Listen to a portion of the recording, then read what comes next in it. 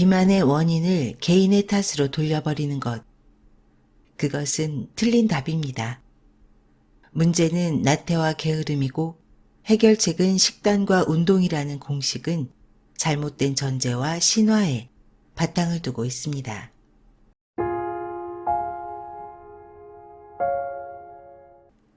건강한 지식을 함께하는 세이버스입니다. 오늘 읽어드릴 책은 단맛의 저주. 저자 로버트 러스티그가 쓰고 한국경제신문에서 펴냈습니다. 부제는 달콤한 음식은 어떻게 독이 되는가입니다. 이 책은 16년간의 의학 연구와 수많은 환자를 치료한 경험이 집대성된 결과입니다.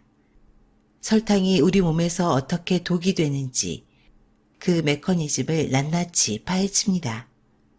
저자는 잘못된 식품업계와 미 정부에 대해 여과 없는 돌직구를 날립니다.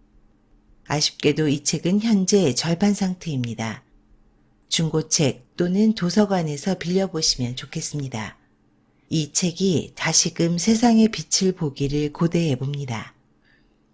저자 소개 로버트 러스티그 샌프란시스코의 캘리포니아 의과대학 교수로 아동 비만을 치료하며 설탕이 중추신경계와 신진대사, 질병에 미치는 영향을 연구한 비만의 세계적 권위자다. 16년간의 의학 연구, 학술회의, 학문적 토론, 논문 연구, 정책 분석, 그리고 수많은 환자를 치료한 임상 경험을 집대성하여 이 책을 집필했다. 85개의 연구 논문과 45권의 건강 관련 도서를 집필하는 등 설탕의 위험성을 알리기 위해 활발한 활동을 하고 있다. 책의 주요 부분을 발췌해서 읽어드리겠습니다. 세계를 휩쓸고 있는 재앙. 미국에서만 매년 16만 건의 비만 대사 수술이 시행되며 한 번의 수술 평균 3만 달러의 비용이 든다. 사망 진단서에 당뇨병이 사망 원인으로 기재되는 비율은 20년 전에는 13%에 불과했지만 지금은 40%가 넘는다. 비만 자체로는 죽지 않는다. 사망 진단서에 비만이라고 쓰는 검시관은 없다. 보통 심장마비, 심부전, 뇌졸중, 당뇨병, 암, 치매, 간경변이라고 쓴다. 이것들은 비만의 길동무이며 모두가 만성대사 질환이다. 칼로리는 다 같은 칼로리일 뿐. 첫째, 지금 우리가 공급받는 식품을 먹는다면 누구라도 그 칼로리를 모두 태울 수 없다는 것이다. 초콜릿칩 쿠키 하나는 조깅 20분에, 빅맥 햄버거 한 개는 자전거로 4시간을 타야 한다. 둘째, 만약 코카콜라 광고처럼 칼로리가 다 같은 칼로리일 뿐이라면 지방은 모두 똑같아야 할 텐데 그렇지 않다는 것이다. 지방을 태우면 모두 그램당 9칼로리의 에너지를 내지만 모든 지방이 같지는 않다. 좋은 지방, 즉 항염증성과 같은 중요한 속성을 가진 지방도 있고 나쁜 지방, 즉 심장질환을 유발하는 지방도 있다. 세 번째, 우리가 비만이 되는 이유가 빌어먹게도 너무 많이 먹기 때문이라고 했다. 마치 우리가 뭐든 많이 먹는 것처럼 말이다. 하지만 우리는 모든 것을 많이 먹지는 않는다. 우리는 특정한 것들을 많이 먹고 다른 것들은 적게 먹고 있다. 이 많이 먹는 것 속에 비만에 대한 실마리가 있을 것이다. 위 3가지의 모순의 결론은 하나다. 칼로리는 다 같은 칼로리가 아니다. 우리가 먹는 음식의 질이 결정한다. 비만은 당신 책임이 아니다. 첫째, 비만은 선택이 아니다. 비만인 사람은 자신이 희생자가 아니라 범인이라고 생각한다. 그들은 종종 이런 말을 한다. 먹고 싶은 걸 참을 수가 없어. 그래서 계속 살이 찌는 거야. 비만인 사람은 다이어트를 하며 요요 현상을 자주 경험한다. 일정 기간 살이 빠졌다가 다시 살이 찌면 그들은 스스로를 탓하며 살이 찐 것은 자기 성격에 문제가 있어서라고 생각한다. 둘째, 식단 조절과 운동은 효과가 없다. 진짜 문제는 살을 빼는 것 자체가 아니라 그 상태를 의미 있는 기간 동안 유지하는 것이다. 어떤 형태로든 생활 방식을 바꾸면 처음 3개월에서 6개월 동안 효과가 있다는 자료가 많다. 그러나 이 기간이 끝나면 체중은 되돌아간다. 감량한 체중을 유지할 수 있는 사람은 매우 적다. 셋째, 비만은 선진국만의 문제가 아니다. 세계적인 문제다. 지난 10년간 비만 아동이 증가한 추세를 보면 프랑스에서는 5%였던 비만 아동이 10%로, 일본에서는 6%가 12%로, 한국에서는 7%가 18%로 늘어났다. 그렇다면 지난 30년간 전 세계 국가의 공통된 사항은 뭘까? 미국식 식단이 글로벌 식단이 되었다는 것이다. 미국의 패스트푸드와 TV 문화는 모든 나라에 침투해 있다. 넷째, 가난한 사람이 더 뚱뚱하다. 부유한 사람들이 먹는 건강한 식단과 가난한 사람들이 먹는 건강하지 못한 식단 사이에는 차이가 있다. 부유한 사람들은 가공되지 않은 신선한 식품을 구매한다. 이런 식품은 가격이 비싼 대신 설탕 함량이 낮고 영양분과 섬유질이 풍부하다. 반면 가난한 사람들은 저가의 가공식품과 음료를 먹는다. 이런 음식은 냉장 보관을 하지 않아도 되고 유통기한도 길다. 다섯째, 역류와 비만이 가장 크게 늘어나고 있다. 8살이 될 때까지 TV 프로그램과 광고의 차이를 알지 못한다고 한다. 미국에서 아이들은 평균 하루 4시간 TV를 본다. 프로그램들 사이에는 광고가 배치되어 어린 시청자들을 대상으로 그들에게 필요한 것이 무엇인지 계속해서 설득한다. 그것이 마케팅 전략인지 아닌지 분간조차 할 수 없는 아이들이 무슨 수로 자기 자신을 지키겠는가. 마약만큼 강력한 음식 중독. 뇌의 보상 시스템은 여러 요소가 개입된 복잡한 구조이지만 요약하자면 쾌락 경로라고 할 수 있다. 원시적 감정과 생식 욕구, 생존 본능 등이 모두 이 경로 안에 있고 이 경로를 통해 표현된다. 이런 보상 메커니즘은 종의 영속과 생존에 꼭 필요한 행동들을 강화하기 위해 진화된 것으로 보인다. 섹스라는 보상이 있기 때문에 번식이 보장되고 식사가 즐겁기에 음식을 먹게 되는 것이다. 니코틴이나 코카인, 몰핀, 알코올과 같은 남용 약물의 긍정적, 부정적 측면을 강화하는 것도 바로 이 쾌락 경로다. 진화적 입장에서 보면 동물이 가장 강한 충동을 느껴야 하는 일은 먹는 일이다. 따라서 인간은 먹는 행동에서 가장 큰 즐거움과 보상을 느끼도록 진화했다. 좋아하는 것은 심미적인 상태다. 이런 마음은 쉽게 껐다 켰다 조절할 수 있다. 빅맥 햄버거를 먹으면 보상 중추에 도파민이 분비되기 때문에 보상감이 커지지만 곧 인슐린이 급증하고 그것으로 끝이어야 한다. 그런데 인슐린 저항성이 있으면 달라진다. 원하고 필요로 하게 된다. 이것이 바로 모든 남용 물질 중독의 본질이다. 니코틴, 모르핀, 코카인, 알코올 중독은 모두 이런 식으로 일어난다. 당신도 음식 중독이 될 수 있다. 설탕, 쥐 실험 결과. 쥐 실험에서는 설탕에 대해 중독으로 볼 수 있는 모든 기전이 증명됐다. 첫째, 간헐적으로 설탕을 주었다가 제한했다가 할 경우 쥐들은 설탕을 폭식했다. 둘째, 설탕을 없애면 이빨 부딪히기, 떨기, 몸 흔들기, 불안 증세를 보였다. 셋째, 2주간 설탕을 제한한 후 다시 주자 더 많은 설탕을 먹음으로써 갈망과 추구 성향을 드러냈다. 마지막으로 설탕에 중독된 쥐들은 교차 민감성을 드러내면서 알코올이나 암페타민 쪽으로 쉽게 갈아탔다. 따라서 자료에 의하면 설탕은 중독성이 있고 탄산음료는 중독성이 그 2배다. 진화론적 추정, 단맛에 끌리는 이유. 진화론적 관점에서 보면 우리 조상들에게 단맛이란 어떤 음식이 안전하다는 신호였다. 단맛을 내면서 맹독성인 음식은 없기 때문이다. 우리는 자연적으로 맛에 끌리게 되어 있다. 뇌에서 세로토닌 합성을 증가시키는 한 가지 방법은 탄수화물을 다량 먹는 것이다.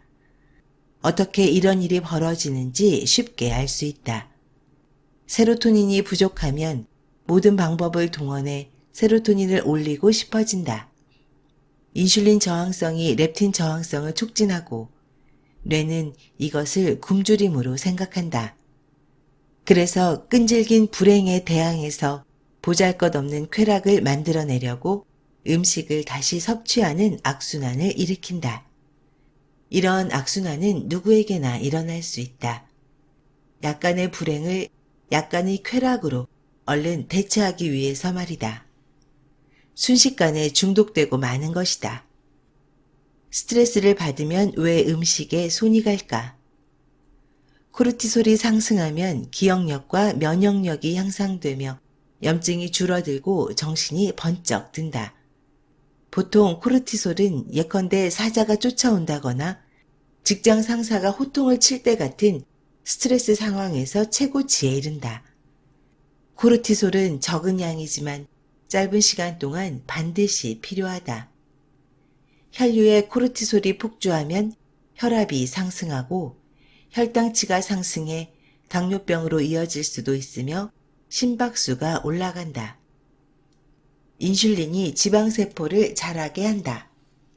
비만과 만성대사질환은 그 시작도 끝도 에너지 저장 호르몬인 인슐린 호르몬과 관련된다. 인슐린이 없다면 지방은 축적되지 않는다. 인슐린은 설탕을 지방으로 옮겨 지방세포가 자라게 한다. 인슐린이 많으면 지방도 많아진다. 그것으로 끝이다. 비만의 원인은 많지만 그 모든 것을 압도하는 마지막 공통 경로는 어떤 형태로든 인슐린이 과다해졌다는 것이다. 체중 감량이 그토록 어려운 이유는 인슐린 때문인데 현대사회에서는 거의 모든 측면이 인슐린 수치를 계속 높아지게만 한다. 진화론적인 관점에서 볼 때 선조들은 기근을 만나면 지방을 축적하기 위해 열심히 노력해야 했다. 그랬기에 인간은 살아남기 위해 자궁 속에서부터 이런 운명에 대비를 해야 했다. 일단 지방이 저장되었다면 우리 몸은 그 지방을 쉽사리 포기하지 않는다. 설탕 과잉 시대. 설탕에는 특별한 내용물이 들어있다. 설탕은 포도당 절반과 과당 절반으로 이루어진다. 설탕을 달콤하게 해주는 것은 과당이다. 그리고 이 과당이 바로 우리가 궁극적으로 찾는 분자이며 만성대사질환을 일으키는 범인이다. 설탕을 이루는 것 중 과당은 간에서 지방과 같은 방식으로 대사되고 포도당은 탄수화물 방식으로 대사된다. 표면적으로는 탄수화물인 설탕이 사실은 지방과 탄수화물이 하나에 다 들어있는 식품인 것이다. 따라서 설탕을 섭취하면 양쪽 경로가 모두 초과 근무를 해야 한다. 설탕이 잡식동물의 진짜 딜레마인 이유가 바로 이것이다. 우리 신체는 설탕 과잉이라는 지금의 환경에 아직 적응하지 못했다. 그래서 설탕은 우리를 천천히 죽이고 있다. 설탕 중독에 대한 저자의 해결책을 몇 가지 말씀드리겠습니다. 절반의 해독제, 섬유질. 우리는 왜 섬유질을 신경 써야 하는 걸까? 식품을 가공하면 왜 섬유질이 제거되는 걸까? 식이섬유의 최종 목적지는 하나, 화장실이다. 수용성 섬유질은 소화 흡수 속도를 늦추며 대장에 있는 박테리아에 의해 발효되어 가스가 된다. 이것이 우리가 식단에서 섬유질을 말끔히 없애버린 이유 중 하나이기도 하다. 불용성 섬유질은 샐러리에서 실처럼 보이는 섬유소와 같이 다당류로 구성된다. 이것들은 전혀 소화되지 않는다. 물에 녹지 않기 때문에 배변을 도와주는 효과가 있고 음식물과 노폐물이 장을 빠르게 통과하게 해준다. 가공되지 않은 통곡물을 먹어라. 섬유질이 주는 대사상의 이점을 모두 누리려면 섬유질이 전분 입자를 사방에서 둘러싸야 한다. 알갱이가 통째로 있어야 불용성 섬유질까지 포함되고 장에 있는 소화효소가 섬유질을 천천히 벗겨내게 된다. 통곡물을 먹으면 장이 바깥쪽의 결을 벗겨내느라 시간이 걸리기 때문에 혈당 수치가 천천히 상승하고 최고 혈당치도 낮아진다. 하지만 가공 과정에서 바깥쪽 겨가 제거되면 전분만 남게 된다. 간은 밀어닥치는 포도당의 공격을 받게 되고 혈당치가 빠르게 상승하며 최고 혈당치도 높아진다. 따라서 섬유질의 효과를 최대로 누리려면 순수한 통곡물 제품을 먹어야 한다. 과일은 통째로 먹어라.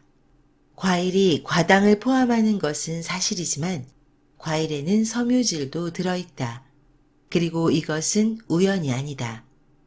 과일에 들어있는 과당이 심각한 건강 문제를 일으키지 않는 것은 과일의 단단한 부분을 구성하는 섬유질이 균형을 잡아주기 때문이다. 과당과 섬유질을 함께 섭취하면 과당이 간으로 흘러드는 속도가 줄어들고 간의 용량을 초과하지 않으므로 부정적 효과를 대부분 완화할 수 있다. 사실 대부분 과일에 들어있는 과당의 양은 그 과일 속 섬유질의 양으로 충분히 균형이 잡힌다. 하지만 주스에는 채소나 과일에 들어있는 불용성 섬유질이 없다. 주스로 만드는 과정에서 과일이나 채소의 필수 비타민이나 미네랄은 일부 보존할 수 있겠지만 과일을 이루는 대부분 요소인 섬유질은 버리게 된다. 지금까지 로버트 러스티그의 단맛의 저주를 읽어드렸습니다. 설탕의 중독은 가공식품의 탐식으로 이어집니다. 설탕과 같은 정제 탄수화물은 도파민 호르몬을 증가시킵니다. 설탕과 같은 정제 탄수화물은 도파민 호르몬을 증가시킵니다. 쾌락이 폭증합니다. 더 많은 정제 탄수화물에 대한 욕망이 자극됩니다. 딱 한 입만 더 먹으면 욕망이 가라앉을 것 같지만 그 욕망은 절대로 가라앉지 않습니다. 자신의 기분을 좋게 하려고 먹었는데 결국은 자기의 기분을 더 나쁘게 만듭니다. 그것이 바로 설탕의 역설입니다. 모든 정제 탄수화물, 가공식품의 두 얼굴입니다. 처음 마약을 흡입했을 때 쾌락은 폭발합니다.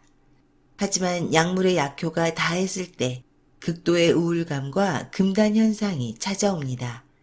달콤함의 중독, 본질적으로 똑같습니다.